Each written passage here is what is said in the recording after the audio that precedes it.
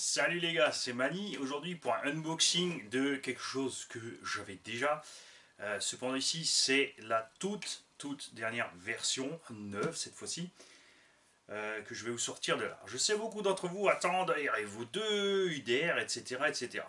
J'ai beaucoup plus de plaisir à faire l'unboxing de cette machine, tout simplement parce que celle-ci est le style d'engin que je privilégie et que j'aime piloter. Le UDR c'est beau, est-ce que j'en ai utilité? Non. Le REVO c'est pareil, j'ai mon Traxa Six Max, donc à moins d'avoir l'occasion de vous le présenter, je n'ai aucun intérêt moi-même d'acheter ces machines parce que je vais en faire quoi? Je vais l'unboxer, je vais l'essayer et ensuite quand je vais la revendre. Vous connaissez les mecs, vous savez très bien que vous voudrez la payer 100 ou 200 euros de moins que ce que j'ai payé. Parce que vous allez me dire, ah, c'est une occasion. Alors que non, en fait, elle vaudra plus cher parce que ça sera l'engin de Mani. Bah, c'est beau de rêver, bah oui, bah oui. Alors, revenons-en à notre mouton. Nous avons donc ici le Obao Hyper MT Sport plus toute dernière version. Ça veut dire que vous avez la petite radio Obao avec. Je vais m'approcher de l'écran. Voilà. Cette petite radio, par contre, niveau qualité, c'est prise en main, c'est vraiment pas terrible. On dirait une Spectrum DX2E à la sauce Losi. Par contre, contrairement à la radio de chez Losi qui n'a aucun réglage possible à part les trims, vous avez ici, par contre c'est très étrange, ici un trim de la voix 4. Ça c'est assez bizarre, c'est écrit Channel 4, ici on a un Channel 3. Donc un interrupteur on-off pour une troisième voix. On n'a nulle part un Channel 4, pourtant on a un trim ici de Channel 4. C'est très intéressant. Par contre, on a ici un ajustement de la butée des gaz et des freins. Voilà, ça c'est génial parce que c'est ce qui doit être sur toute radio, pas seulement pour les radios de débutants. Ça permet à tout un chacun de prêter la voiture à son fiston, à sa fille, à sa femme. En toute sécurité, il suffit de brider les gaz, de brider les freins, parce que c'est vrai qu'un engin comme ça est absolument génial à piloter, c'est monstrueux, c'est solide, c'est rapide, c'est puissant. D'un autre côté, si vous le faites aller à 20 à l'heure, c'est sûr que le gamin il n'arrivera jamais à vous le casser. Ensuite, vous avez bien sûr les trims de direction et les trims de gaz, et l'expo ici de la direction qu'ils ont séparé, parce qu'on a bien effectivement pas... comment dire, ils auraient pu faire un expo gaz-frein synchro comme la direction, non. Ils ont bien ici séparé, on a l'expo de direction qui est séparé de l'expo des gaz et de l'expo des freins. Pensez par contre, l'expo des freins diminue forcément aussi la marche arrière. Sur beaucoup de variateurs, quand la marche arrière est réglée à 50% ici, si vous diminuez encore ici la marche le freinage, par exemple, la marche arrière va être un taux où elle ne fonctionnera plus, c'est-à-dire que vous n'aurez plus de marche arrière juste parce que vous serez hors des plages de réglage possibles. Pensez-y, si un coup vous n'avez pas de marche arrière, assurez-vous bien de ça. 4 batteries bien sûr dans la trappe. Ce qui est bien, c'est que la trappe est sur pivot, elle est donc fixée, elle va pas se balader quand vous l'ouvrez et elle tient vachement bien. Le bouton on-off. Le bouton on-off, ah, ça c'est bien. Ah, le bouton on-off, ah oui. Et les mecs, 4h30 du matin, les gars, je suis pas encore réveillé. Donc, le bouton on-off est ici. C'est un switch. Impossible de l'allumer par inadvertance, ça c'est bien. Malgré donc que cette radio ne soit pas un super point de vue sensation à venir en moins, par contre l'ergonomie ça va. Et ensuite, ce qui fait le MT, les pneus au Kong. Oh, ça c'est bon ça, poète poète. Alors ces pneus sont des vrais pneus de MT pour moi. Ils sont pas trop lourds malgré la dimension. On est ici à la taille d'un pneu Louis RC en 3.8. C'est un peu plus gros que les standards Proline. On a vraiment un pneu très haut, une qualité de gomme excellente, une mousse de très bonne qualité. Enfin, c'est du pneu de MT quoi. Ça passe partout, c'est solide, ça se déchire pas, ça se découpe pas, ça se déforme dans tous les sens, ça ballonne. Si tu veux pas ballonner, ne roule pas en Monster, c'est sûr. Arrêtez de foutre de la bande armée, des machins, des bidules là-dedans, ça sert à rien. L'inertie de du pneu qui ballonne est nécessaire pour faire les figures libres, puisque il y en a plein qui râlent, ouais, quand je suis à pleine vitesse, ça ballonne, mon MT est incontrôlable. Un MT, c'est pas fait pour aller à pleine vitesse. En général, on roule 2 tiers des gaz. C'est ce que je fais aussi avec mon X-Max. Je roule à 2 tiers des gaz et le reste de la puissance n'est là uniquement que pour rattraper le véhicule dans les situations où il y a besoin. C'est-à-dire, vous êtes tapé une ornière et vous avez votre cul qui part, il faut remettre un coup de gaz pour descendre. Si vous êtes déjà à fond avec les roues qui ballonnent, vous n'avez qu'une chance, vous êtes parti au tonneau dans tous les sens. Pareil dans les virages, etc. Et pareil pour les sauts. Pensez-y, MT n'est pas un engin de vitesse. Si vous voulez aller vite, vous prenez un buggy, un truggy ou carrément une piste. C'est un style de conduite à part, le MT, et c'est ce que moi j'aime. Donc je comprends pas les gens qui s'obstinent à transformer un MT en GT pour essayer de le faire qui tienne super bien la route. C'est pas du tout le but, c'est pas du tout marrant en fait. Moi je m'éclate avec mon MT qui part sur 2 roues, sur une roue, en avant, en arrière, en latéral. Le but de la manœuvre c'est bien de contrôler le MT. Il y a avec une petite notice en plus dans ces nouveaux MT Sport Plus avec le calibrage ici du neutre, comment brancher le moteur, etc. RC, tout le tralala, et bien sûr les petites fonctions basiques du Vario, qui donc ici n'a que 5 fonctions, parce que c'est un Hobbywing. Par contre, d'après donc cette liste, il n'a que 5 fonctions réglables. Donc la façon, donc marche avant-arrière, sans lock-off, et uniquement sans marche arrière pour ceux qui font de la compète, puisque la marche arrière est interdite sur les circuits. On a la puissance de freinage. La coupure est réglable un maximum de 3-4 et elle est réglée à 3-4, ça c'est super. Donc là, c'est pas la puissance de freinage ici, c'est la traduction qui est un peu bizarre. Et puissance du frein moteur, ça c'est encore l'importateur qui nous a fait une traduction à sa sauce. Ce n'est pas la puissance du frein moteur, en fait, c'est. Enfin, si, c'est vrai. On peut dire que si c'était un diesel, ce serait le frein moteur. Donc, ça, la version anglaise de ce frein moteur, c'est le drag brake, c'est-à-dire quand vous lâchez la gâchette, le moteur ralentit tout seul. Et ce qui est assez intéressant aussi, c'est que ce drag brake, en général, ne monte pas très loin. C'est-à-dire que vous lâchez la gâchette, ça freine légèrement, quelques pourcents, 10-20%. Et ce drag brake ici est indiqué jusqu'à 100%. Ça, c'est bizarre. C'est-à-dire que vous pouvez crawler. C'est-à-dire qu'en utilisant crawler, un drag brake à 100%, c'est-à-dire dès que vous lâchez la gâchette, la voiture bloque le moteur net. Donc ne faites surtout pas ça parce que vous allez rouler à 20-30 à l'heure, vous allez lâcher la gâchette et vous allez faire un salto avant. C'est bien quand on roule à 5, 6, 7, 8 km/h ou 10 km/h en crawler parce qu'on lâche la gâchette, le véhicule reste fixé là où il est et fout pas le camp. Il faut absolument avoir le réflexe de ne pas lâcher totalement les gaz avec ce genre de réglage. La puissance de démarrage, c'est-à-dire donc le.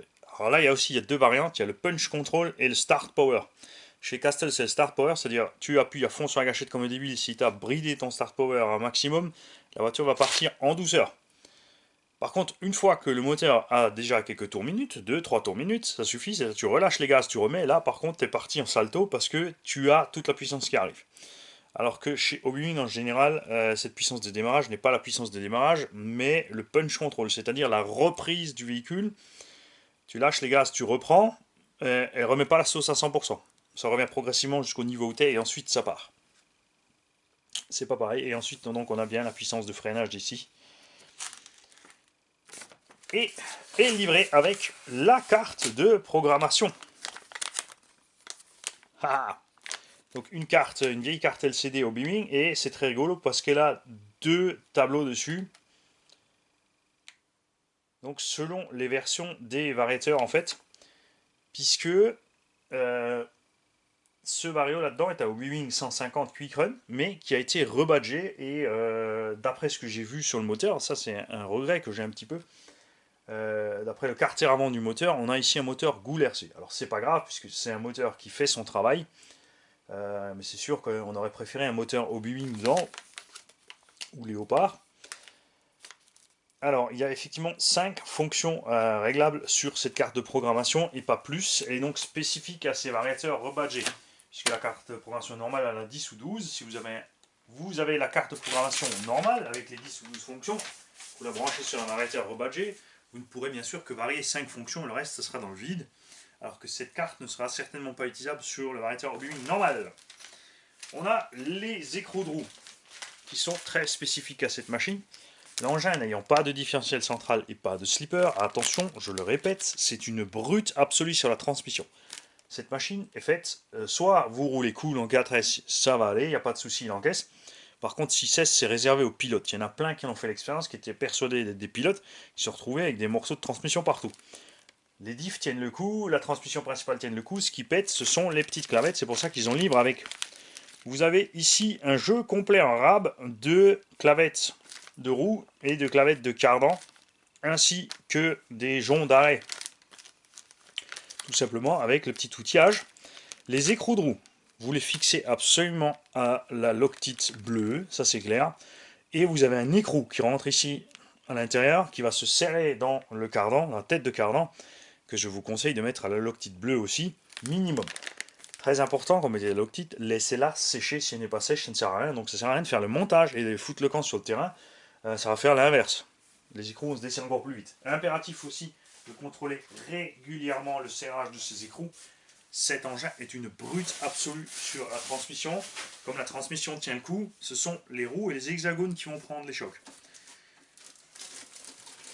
Il est malheureusement toujours pas livré en 6S avec un slipper d'origine. Il est donc nécessaire toujours encore de commander le slipper en plus.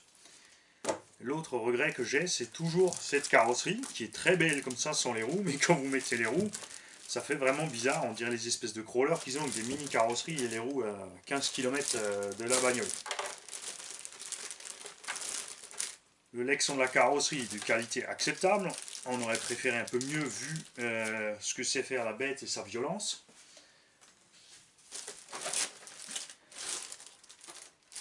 Bon, peinture, on aime ou on n'aime pas. Hein, on va pas revenir à 3 plombes sur la carreau. Moi, ce que je vous conseille de faire, c'est tout simplement de vous prendre une carreau incassable chez RC Garage 68. Alors, on peut par exemple mettre, j'en ai pris plusieurs en fait, j'ai pris un petit échantillonnage de carrosserie 1/8 pour que vous puissiez avoir une idée. Ça c'est un EB4 G3, c'est donc une espèce de truggy avec les grosses roues de Thunder Tiger, qui s'appelle Monster Truck mais qui est rien d'autre qu'un buggy, regardez-moi ça. La carreau absolument dessus, les découpes de roues sont donc beaucoup plus ajustées aussi à ce type d'empattement et à la taille des roues. On a ma petite préférée, HPI Savage XL. Voilà, ça va parfaitement dessus et on a bien les découpes de roues au niveau des roues. Sinon, on a aussi ce qui va sur Erevo, Emax, Summit, etc. Les carrosseries de Ford Raptor F250. 250, c'est le double cabine. 250, ou c'est par rapport à ce qu'on peut charger, je sais plus. Voilà. Donc ces carrosseries se montent parfaitement dessus. Avec une carreau incassable comme ça, vous êtes tranquille. Votre MT est le king absolu. Alors, on a une immense boîte radio, je vais le répéter parce qu'il y en a vraiment sur certaines chaînes qui ont, bien sûr, ils ont rattrapé le coup entre temps, mais qui m'ont fait délirer quand ils ont déballé le machin. Des chaînes pseudo-professionnelles, machin, un grand vendeur, tralala, qui étaient étonnés de cette grosse boîte radio. À quoi ça sert? Qu'est-ce qu'on peut mettre dedans? De l'eau, un poisson rouge? Non, c'est tout simplement puisque la version thermique a le même châssis et la même boîte de vitesse, sauf que sur la version thermique, on a bien sûr des éléments plus dans la boîte de vitesse pour le passage de vitesse. On va y revenir tout de suite. Donc cette boîte radio peut contenir un cerveau de gaz frein, le récepteur et la batterie de réception. C'est pour ça que cette boîte radio est immense, tout simplement. On a là-dessous, et alors c'est une bonne surprise, c'est un cerveau Savox. Par contre, c'est le 0252 MG, même s'il y a une cornalue, qui n'est un cerveau que de 9 ou 10 kg. On aurait préféré le 0251 qui est un 15 kg. Ce choix de cerveau est assez étrange pour moi, c'est vraiment très light. Bon, c'est sûr qu'en 4S, avec tout le poids à l'arrière ici, on délaisse souvent de l'avant, donc c'est vrai que théoriquement ça suffit. Par contre, quand vous lâchez les freins, vous avez tout le poids qui tombe dessus, le cerveau va avoir du mal. Tous ceux qui ont reçu ce cerveau avec ont eu un souci, ils l'ont rapidement remplacé. C'est le même cerveau d'ailleurs qui est dans les Huawei PRVS RTR, c'est un souci aussi, parce que même dans le buggy c'est un peu juste. Les constructeurs font une grosse erreur. L'engin fait 4,5 kg, ils se disent bon bah 9 kg ça suffit, ça fait 2 fois le poids de l'engin. Les constructeurs oublient la dynamique des choses en fait. Je sais pas ce qu'ils calculent, il n'y en a pas un il y en a pas un qui arrive en fait. J'ai pas encore eu de RTR dans les mains avec un cerveau vraiment qui était largement suffisant pour la machine.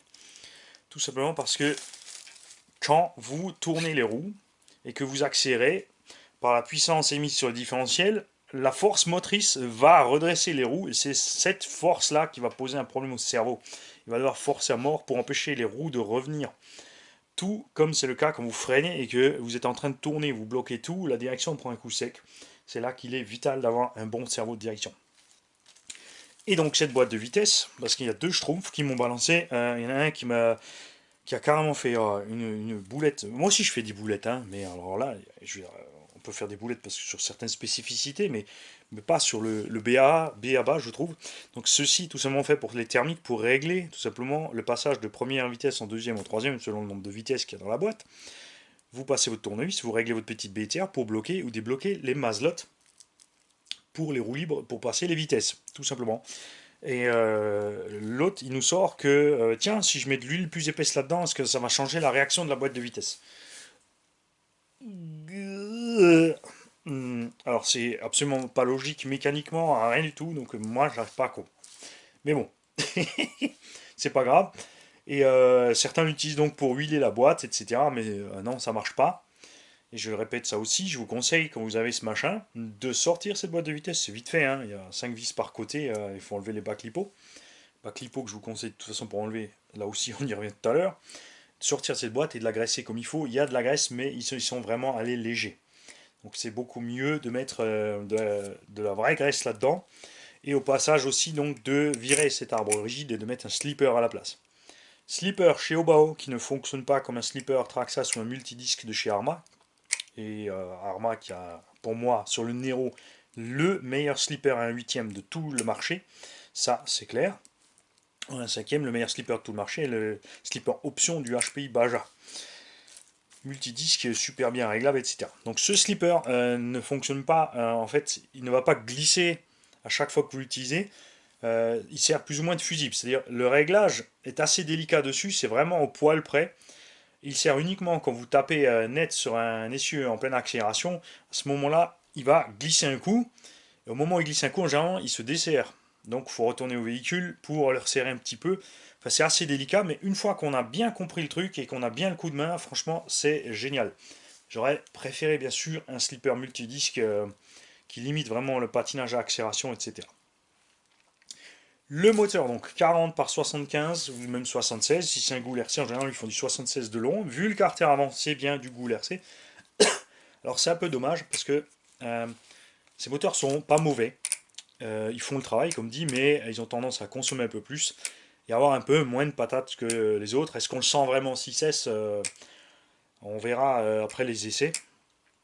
Comme ça, c'est dur à dire parce que je n'ai pas encore testé ce type de moteur. J'avais les autres, les anciens avec les ailettes, qui équipent notamment la Hobbytech Spirit Next. Et dans ce véhicule-là, le moteur monté dans le Spirit est une catastrophe. Nombreux sont ceux qui ont flingué les rotors. Donc le Vario Hobby 150, donc qui est rebadgé ici. Alors il n'y a pas de marque dessus du coup, il s'appelle juste Waterproof 8BL 150. Ça s'arrête là. La grosse différence donc de cette dernière génération, vous avez à tous les coups les gros cardans de 6 mm, puisqu'il y a eu un mix au début entre le Hyper MT Sport et le Sport Plus. Le Sport Plus était censé avoir donc les autres noix de cardan, des cardans plus épais, les ressorts plus durs et toutes les biellettes de diamètre M4, M5 même, pardon, alors que les premiers ont été livrés avec les cardans du sport simple et les petites biellettes, ce qui posait un énorme problème avec les grosses roues. Les cardans ne tiennent pas la puissance, ni les biellettes en fait. C'était la grosse différence puisque le sport était à la base en 4S et le sport plus aussi a été proposé en 4S au départ, puis en 6S, et il y a eu un sérieux souci en fait de montage entre les 4 et les 6. On ne sait pas s'ils ont juste foutu le Vario du 6 et vendu ça en 6, sans upgrader le reste. N'empêche que quand vous en achetez un Sport Plus et que vous n'avez pas les gros cardans, les grosses billettes, il faut immédiatement en fait le signaler à votre revendeur et à Obao qui vont faire le nécessaire. Vous avez droit à vos cardans, il y en a 2-3 qui s'est arrivé. Donc si vous le signalez immédiatement, vous recevez tout ce qu'il faut pour la transmission, c'est-à-dire les noix, les cardans et les grosses biellettes. Un truc que j'adore chez Obao, c'est donc le clips ici qui retient le ressort de suspension, donc les coupelles ne se barrent pas. Inutile donc, de mettre comme souvent c'est le cas sur les MT des petits rayons pour retenir la coupelle par rapport au ressort sur les grosses gamelles. Le pare-choc, j'ai eu deux modèles de Hyper MT, jamais cassé.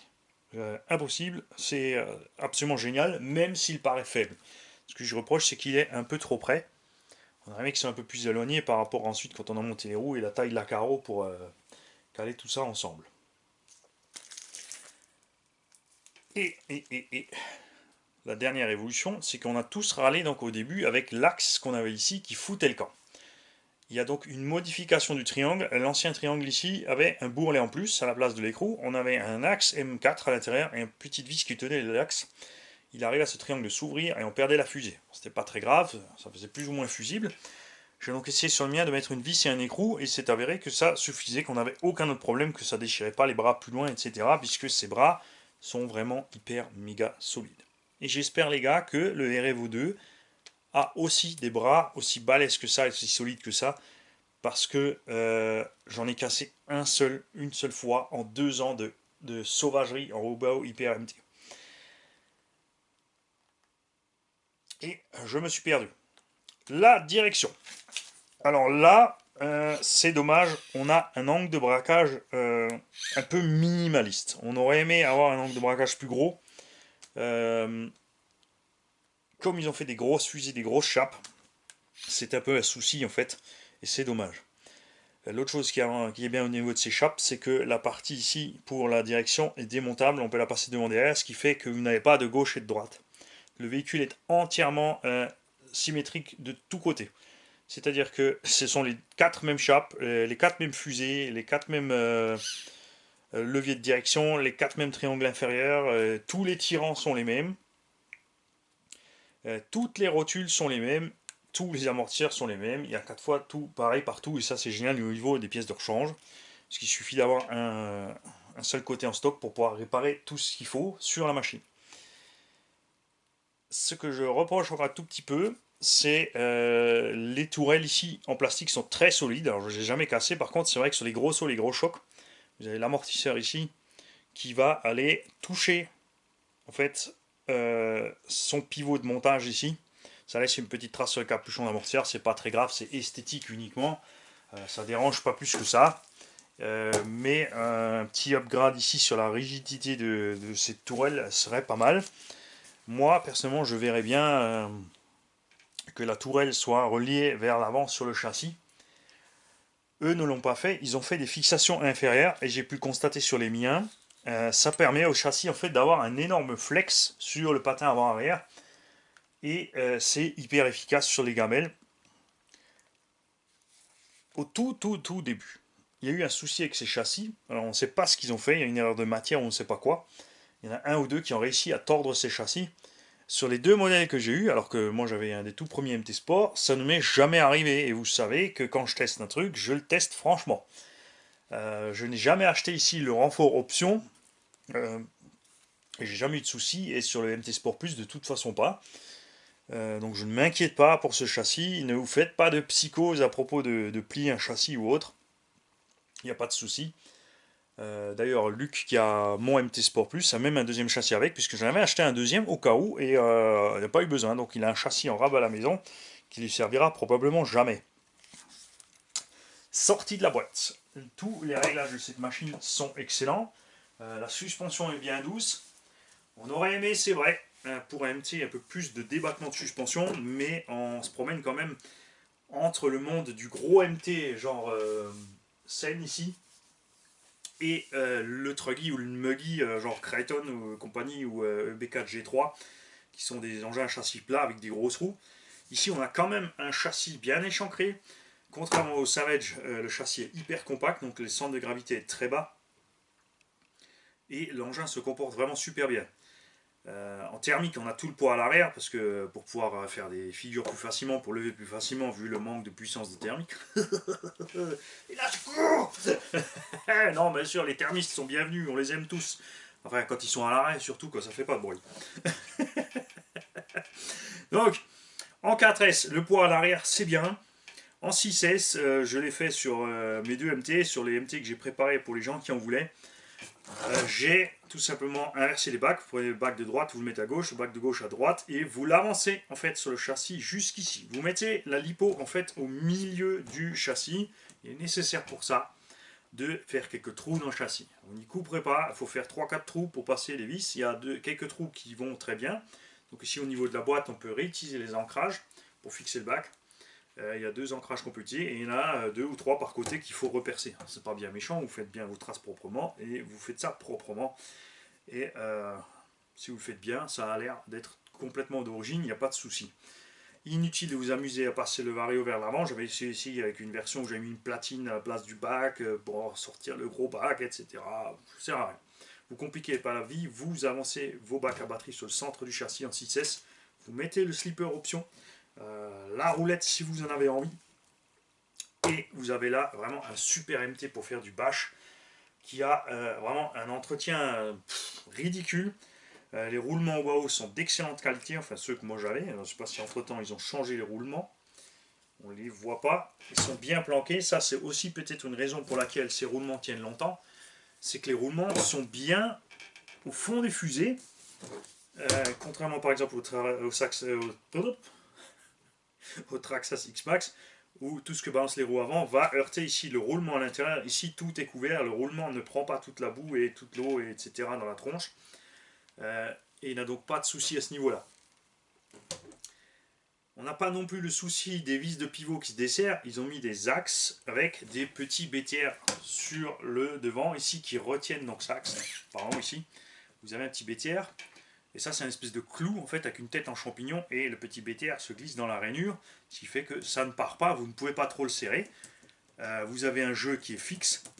Et là aussi, je le répète, arrêtez de baliser avec les jeux sur les engins, surtout sur AMT. Vous avez vu la taille des boudins, c'est pas parce que vous avez réglé à côté un millimètre plus ou moins de compression sur le ressort, que vous avez un petit angle d'un millimètre de plus ou moins à gauche, à droite, en chape, en machin, que l'engin va se comporter différemment. Les pneus encaissent le reste, de toute façon MT ça va à peu près où on veut aller. On arrive à avoir plus ou moins une précision de conduite avec les habitudes qu'on a par rapport à comment on balance la machine, mais c'est tout. Voilà, donc pour moi, toujours encore actuellement en 1/8, le meilleur MT du marché reste ce Hobo Hyper MT Sport Plus, une fois équipé de la roulette et du slipper. Une fois équipé de la roulette et du slipper, on est à peu près à 600 euros en gros. Ce qui est le prix d'un Harman Nero, qui est pour moi l'autre excellent super MT du moment. Malheureusement, on ne sait pas donc s'il sera fabriqué encore ou non, s'ils ont déjà dû arrêter la production, ce qui va se passer, etc. Grâce au super système de loi américain et de leur bêtise absolue à l'américaine de se tirer dans les pattes. Donc j'espère que ce Nero va continuer à être produit, qu'il fasse 2-3 modifs pour pouvoir le faire et que ce soit réglé parce que le Nero est... Par contre le Nero c'est un poids lourd, attention. Ce petit machin là équipé en 6S fait à peu près 5 kg. C'est ce qui le rend aussi solide sur les chocs et les gamelles. Le Nero fait 7,5 kg, donc attention les batteries, il faut du costaud pour l'emmener, pour l'autonomie, etc. Et son poids est son pire ennemi, même s'il encaisse son poids. Le Nero est vraiment hyper solide. Et le troisième, qui n'est plus fabriqué, par contre, depuis l'arrivée du Colossus XT ou Reaper, c'est-à-dire la longue version du Sen GST ou Nemesis qui est là, ou là-haut dans le coin, je ne sais pas si vous le verrez à la caméra, j'en ai un beau là. Ce machin-là, qui a maintenant une quinzaine d'années, reste dans le top 3 des MT les plus solides du marché sortis du carton. Bien sûr, à l'ancienne, vous avez vu, le châssis poutre est beaucoup plus haut que ça. Vous avez un centre de gravité extrêmement haut.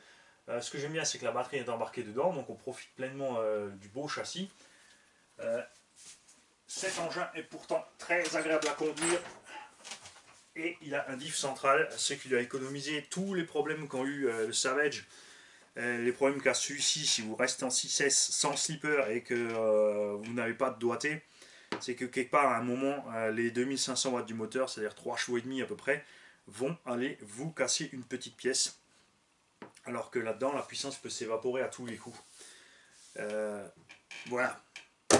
Donc au bas haut, s'il te plaît, fais-nous une autre boîte de vitesse avec un diff central à l'intérieur, ou fais-nous un slipper multidisque en plus, et comme ça, et une belle carrosserie, parce que la carrosserie que tu as mis là au bas haut, non, c'est de la merde. Et comme ça, ce petit MT sera le numéro 1 définitif en 1/8, il sera même plus dans le top 3, il nagera au-dessus du lot. Mais ça, on n'aura jamais. Ça, on est déjà bien. On a déjà 3 MT absolument monstrueux disponibles sur le marché. Je parle bien de MT et pas de muggy, c'est-à-dire des châssis plats avec des grosses roues. Ça, c'est une autre catégorie. Après, il y a encore les truggy. Ensuite, il y a les buggy. Et ensuite, il y a encore tous les mélanges qu'on se fabrique sur ces bases-là. Moi, les gars, je vous souhaite une belle journée. Celui-ci n'est malheureusement pas pour moi, en fait. Et je suis jaloux parce que, franchement, j'ai envie de le garder. Ça arrive pas souvent, parce que comment ça arrive souvent? Comment ça, je veux tout garder? Mais non, pas tout, pas absolument tout, presque tout quand même. Quoi, la preuve est derrière moi que je veux tout garder? Oh merde, je suis grillé. Salut les gars.